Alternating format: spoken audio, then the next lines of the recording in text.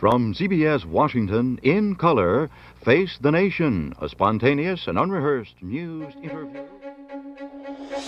For 67 years, we've come to you through your television set every Sunday morning to help you understand how the news affects you and your world. We've pushed elected officials, foreign leaders, policy experts, political pundits, and our reporters at CBS and other organizations here in Washington and around the world to report, to analyze, to illuminate, and inform as best we can. It's a tradition that took on a life and death urgency in early 2020 as a global pandemic prompted us to throw out our playbook and focus on seeking answers and information about COVID-19 and its impact.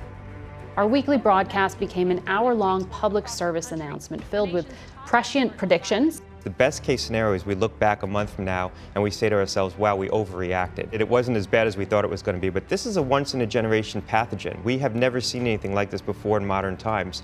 This is going to be historic right now.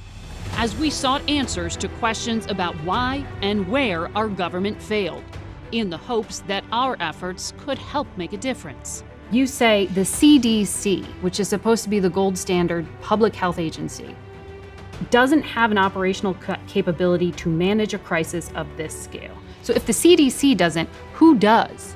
Nobody does. We do our best to give viewers clear information and ask the simple questions that you want answers to. Can they take them to playgrounds? Is that safe? Well, you know, it depends. If you have a bunch of kids in the playground, I don't think it's a good idea to congregate anybody anywhere to the extent of that any age, period. Yes, of course, yes. We take our commitment to journalism seriously. Face the Nation is asking the tough questions of our leaders. Do you think you're being set up to fail? No, I don't believe I'm being set up to fail. I'm Vice President of the United States. Anything that I handle is because it's a tough issue, and it couldn't be handled at some other level. Is the fact that you're a woman and the fact that you are a minority in this office part of why there is such scrutiny? I'll leave that for others to deal with. Because it is our job to hold our public officials accountable. But then don't you bear some responsibility for the outcome if the Taliban ends up back in control and women end up losing the rights? No, I don't. Do I bear responsibility? Zero responsibility. The responsibility I have is to protect America's national self-interest and not put our women and men in harm's way to try to solve every single problem in the world by use of force. So while the president is saying that he appreciates peaceful protest,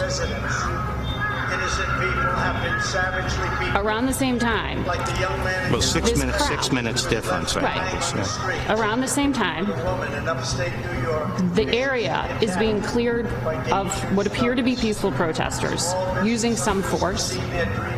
And after the speech is finished, the president then walks out of the White House to the same area where the protesters had been and stands for a photo op in front of the church where the protesters had been. These events look very connected to people at home. And it's our responsibility to differentiate between fact and fiction.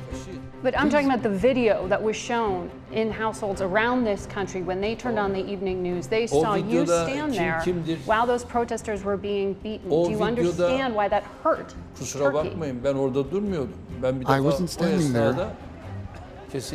I wasn't standing there. I was just following the incidents, but I wasn't standing there. We need to be honest. Did you approve we need of to speak it? the truth. I'll get right to it. President Biden says that President Putin has decided to invade Ukraine. Is he correct? There is no innovation and there is no such plans.